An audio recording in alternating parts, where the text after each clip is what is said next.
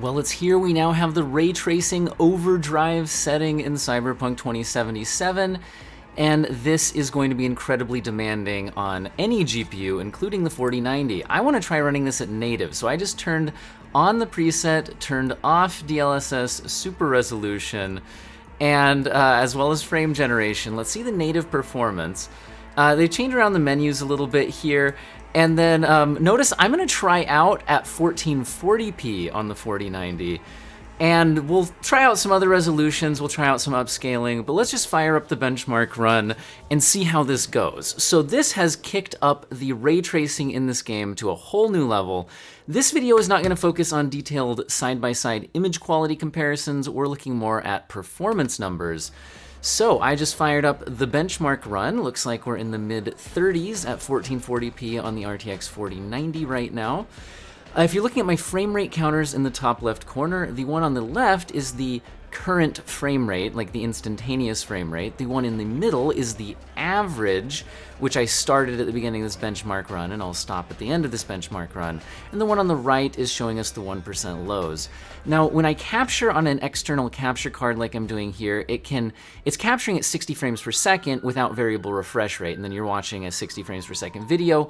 So if you're judging the smoothness of the footage, that's not really the best way to tell how smooth this looks on an actual screen, especially if you have variable refresh rate.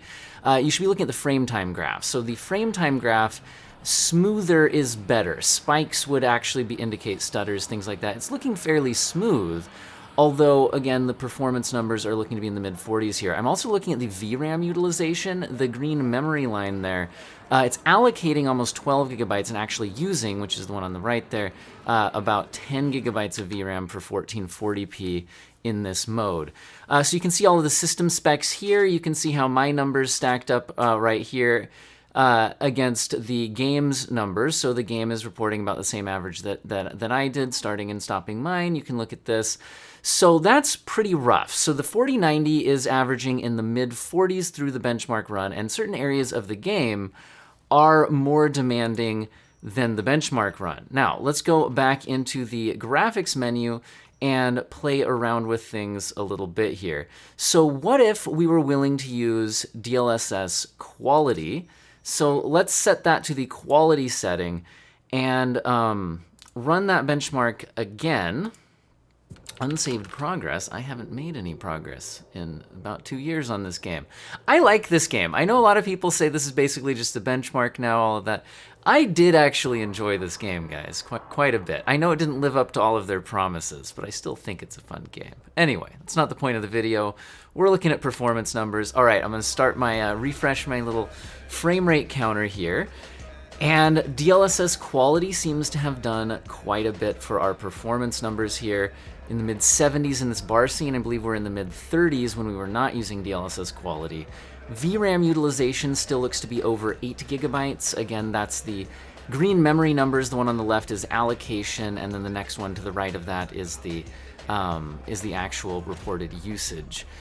So yeah, it's looking like the RTX 4090 with DLSS quality at 1440p. So a lot of qualifications there. You need a ridiculously expensive graphics card to enable upscaling.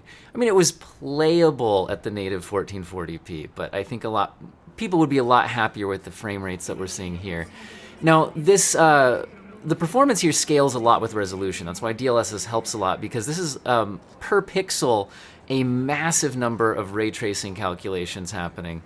Anyway, I do want to test this out on more GPUs. I think I have to leave for work soon. So for this video, I stopped my average counter slightly late on this one because I was talking. So that says 84. It was closer to the 82 when it actually ended here. But the 1% lows and everything look pretty good.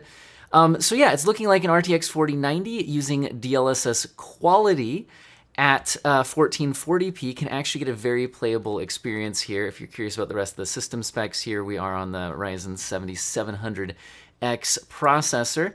But what if we tried out enabling frame generation as well? I'm going to keep this to DLSS quality rather than... okay, so it wants to go to the auto setting when it... Can I not... Was it just not wanting to save... Okay.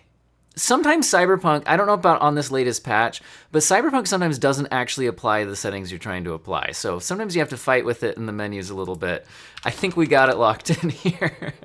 So let's try this out. So this is with frame generation enabled. Now I'm going to enable the performance overlay in the bottom left corner, which will show us the average PC latency. Because the latency numbers are also important when looking at frame generation, because it's adding in frames in between game engine frames that are, AI generated from looking at a previous frame and a lot of the data from the next frame, but it kind of delays showing you the next real frame for about half a frame. So because it waits about half a frame to show you the next real game engine generated frame, it does cause potentially some problems to the latency, although the latency numbers that we're seeing here don't look too terrible, because if your baseline frame rate is high enough, it's still going to be completely playable. Looks like we're averaging well over 120 FPS now, which is great. The 1% lows look great as well. Again, with frame generation, you can get image quality artifacts, and it does have the latency penalty, but since it's about half a frame, if you're getting a high enough base frame rate, then the latency penalty is not that bad.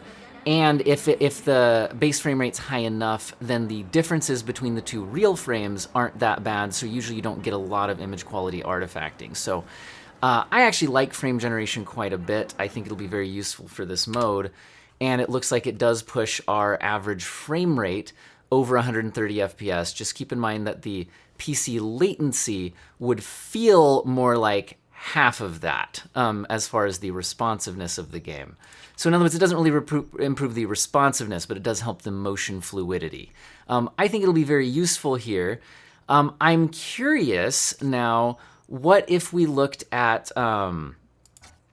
playing the game without super resolution, but with frame generation? Okay. Now, I don't think this is actually going to be a great way. Is it even going to let me do that? Okay, there. Yeah, like I said, I had to fight with that to get that to apply, but it did actually apply. I think we're going to see much worse latency numbers here if we do this.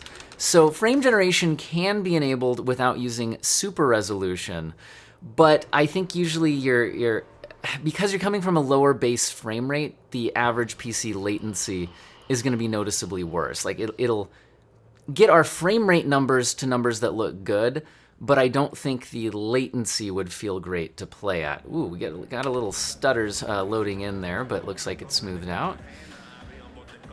Okay, yeah, so it's looking like the average PC latency now up around 60, mid-60s milliseconds.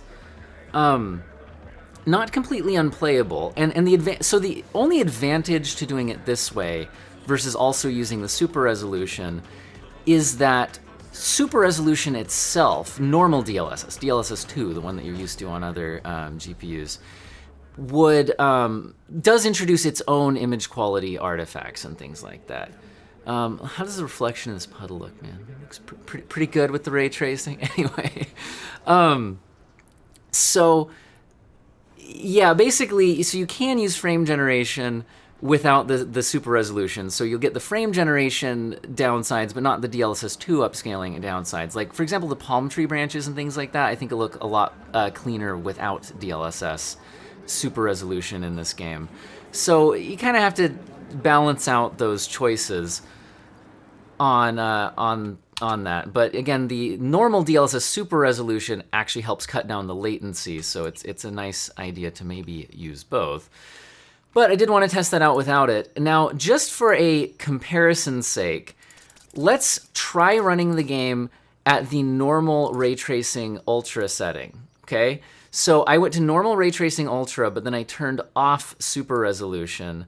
So this should be running at native, and it's the normal ray tracing ultra. This used to be the highest preset in the game. Let's go ahead and see how that compares. And again, this is now should be native resolution, no frame generation, just to get an idea of what the performance hit of this overdrive mode actually was. So once this loads in here, I'll start up my frame rate counter. All right, so the RTX 4090 with the ray tracing overdrive mode, can handle native 1440p very well, very playable. So it's looking like roughly, I wish I had time to do side-by-side edits for you guys. I have to leave for work in a few minutes. Well, actually, I have to get my kids up and get them ready for school, then leave for work in a few minutes. So no side-by-sides in this video. If you guys are interested enough in this, though, maybe after work, I could test out some other GPUs and maybe have time for some more side-by-side edits, things like that. Notice the average PC latency right now is around 30 milliseconds, sometimes a bit less, sometimes a bit more, but we're right around 30 milliseconds. And remember, this is a very similar frame rate to what I got using the overdrive mode plus frame generation. Got a similar frame rate to what we're seeing now, but the average PC latency was significantly higher. So that's what I'm saying about that. So you can kind of compare the latency figures. So certainly looks like we're getting a massive performance hit by using that overdrive mode. But again, using DLSS super resolution quality got us to pretty playable frame rates, and you could also enable frame generation. And so does look like the 4090 can handle this fairly well at 1440p. Let's kick this thing up to 4K and see what sort of a nightmare situation from a performance perspective we might be hitting here. Okay, so I'm gonna double check that we have this turned off by actually applying it and then unapplying it. I've spent enough time benchmarking Cyberpunk that I understand that it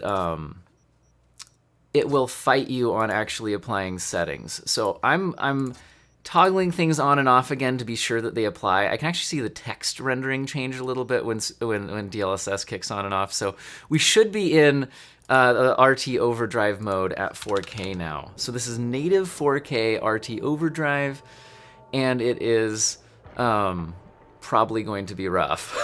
Let's see how we do. Okay, about ready to start the benchmark counter. All right, starting the benchmark. 20 FPS, dropping below 20 FPS. All right. So, yeah, looks like while at native 1440p, while we certainly weren't getting a 60 FPS experience, it was a playable experience. It's looking like native 4K, even on the 4090 with RT Overdrive, is just too much to ask. Hey, I mean, it's running. And honestly, given the amount of ray tracing calculations that are happening in this overdrive mode, I really recommend you look at the Digital Foundry video they posted yesterday, I think it was, doing a lot of side-by-side comparisons of the image quality of this and talking about the technology. NVIDIA's released some stuff talking about this as well. But the amount of ray tracing operations happening on each pixel here, and at how many pixels you have at 4K, it's really impressive this is even running at 20 frames per second. But given the fact that an RTX 4090 is the most powerful gaming GPU we have, especially for ray tracing by a long shot, yeah, only 20 FPS there, so that's a bit rough. Let's go ahead and look at what would it take if we just go to DLSS quality, which looks pretty dang good at 4K. Let's go ahead and see what sort of performance numbers we get by enabling that. I don't think we'll get to 60 FPS, but I'm wondering if we'll at least get to a playable experience with the quality setting. We can apply more aggressive settings. We can also DLSS settings. We could also try out frame generation. But I don't know, personally, if I'm turning on heavy graphic settings to make the game look better, I don't like putting on too aggressive of DLSS settings, which then kind of degrade the image quality in some ways. Although performance went up quite a bit here, and guys, I think they must have updated the DLSS version in this game, and I think this looks better than I remember it looking. I've run this benchmark so many times on my channel. I am very sensitive to the problems with the DLSS upscaling image, because I see this over and over again.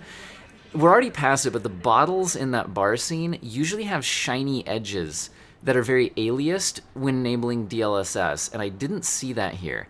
I'm looking at the palm tree branches, and they're still a little more shimmery than at native, and still a little bit of ghosting on them. But either the Archie Overdrive mode just looks better in that bar scene, or they updated the DLSS super resolution that they're using, not just the frame generation, because I do think the image quality looked a bit better there than what I'm used to. Also, we're getting playable frame rates here now in the 40s, but it wasn't exactly what we'd want to be at. So now our choices would be to either, just not use the overdrive mode, or we could go into more aggressive DLSS settings or kick on frame generation.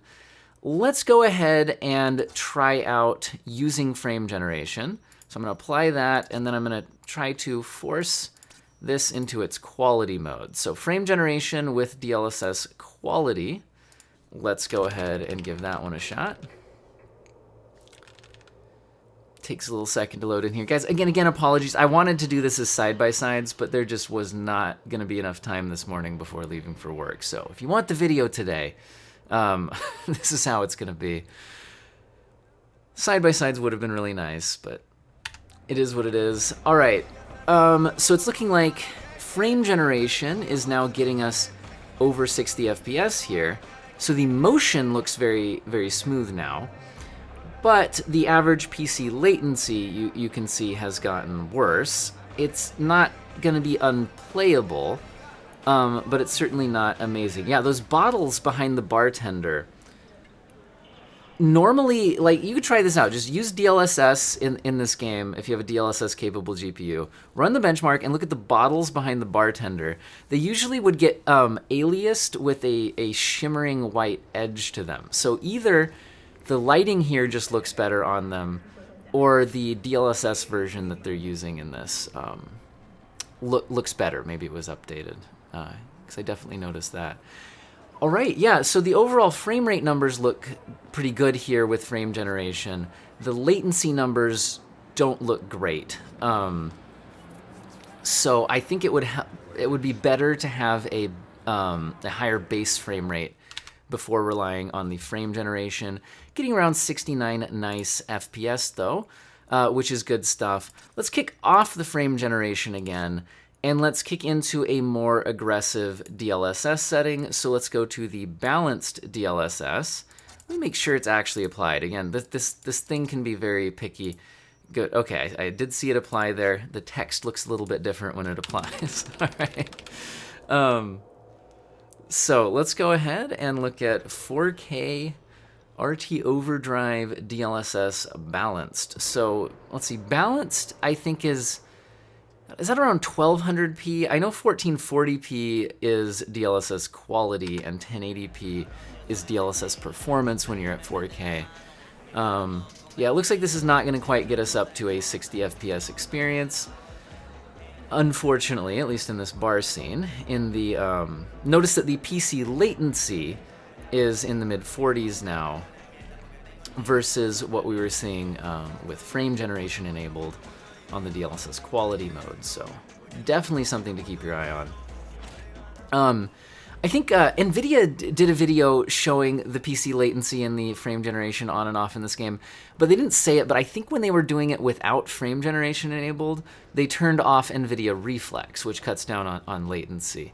I'm obviously, if the Reflex is available, I'm going to use it. So Reflex has been on this whole time, and it will continue to be on this whole time.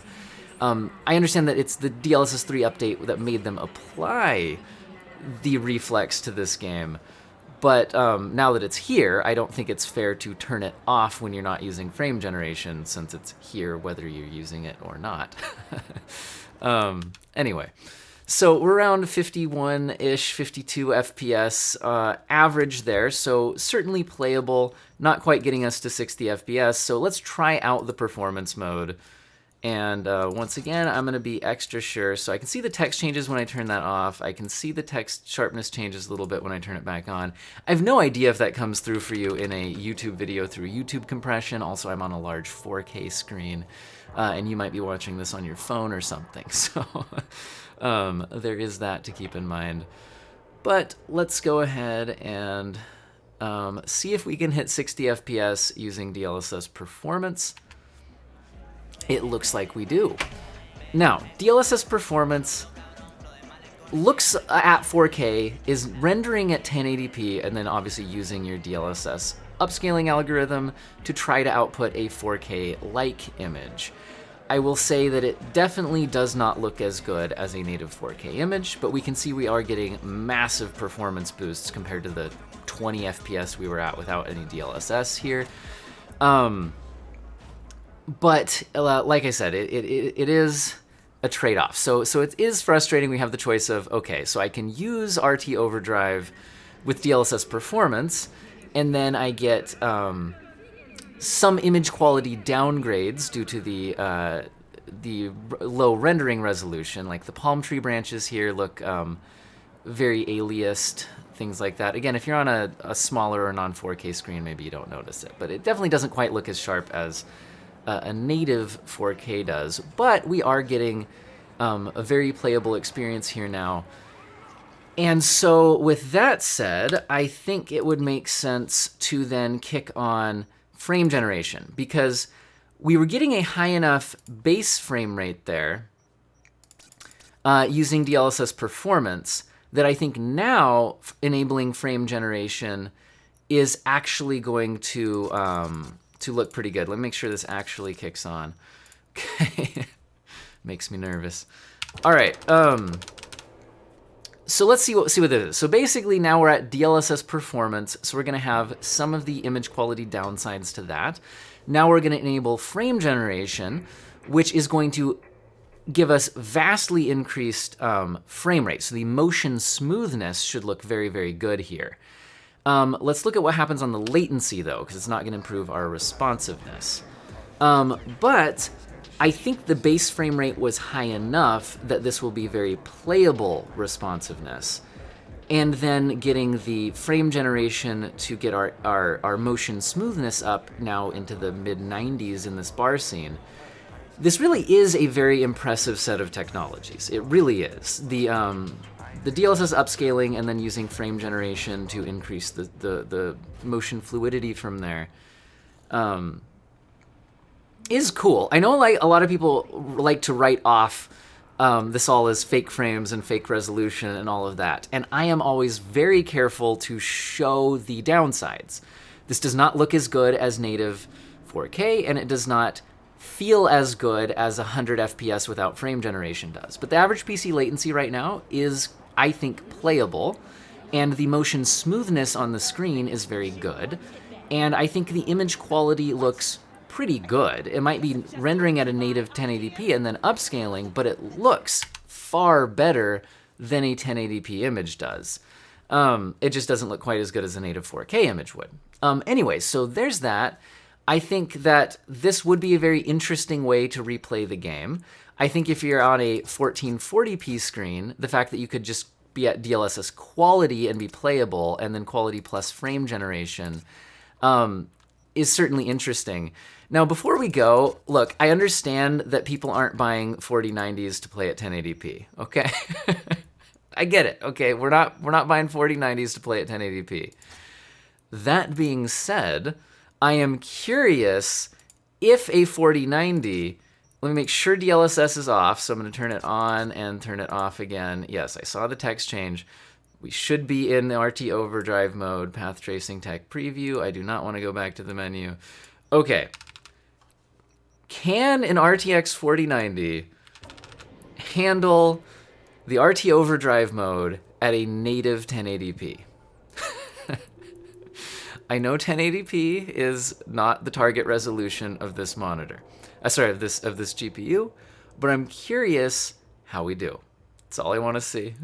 Okay. It does look like we're gonna get over 60 FPS.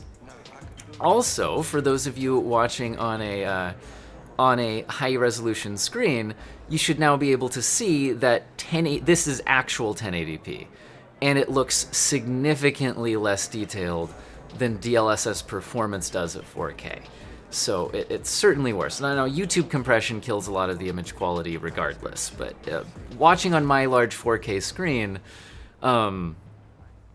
this definitely looks blurry on a large 4K screen, whereas the DLSS performance mode still looked pretty good, just not quite matching what native 4K looks like. Anyway, so yeah, looks like an RTX 4090 can handle this at 1080p native over 60 FPS. 1% low is a little below. Looks like at 1080p, this is still using about 10 gigabytes of VRAM, so that's going to be an issue. But I don't think cards like the 3070 Ti are going to be handling just the performance of this, regardless of the VRAM. However, I am very interested in testing this out on some other GPUs. Looks like we got about 69 nice FPS on 4090 at 1080p. I've got to start uploading this so I can get my kids up and ready for school and work. If you're interested in more testing in this RT Overdrive update, more GPUs, other 40 series GPUs, can 30 series GPUs handle it? Because they don't have frame generation, but they do have normal DLSS. Let me know in the comments, and I hope all of you have an excellent day.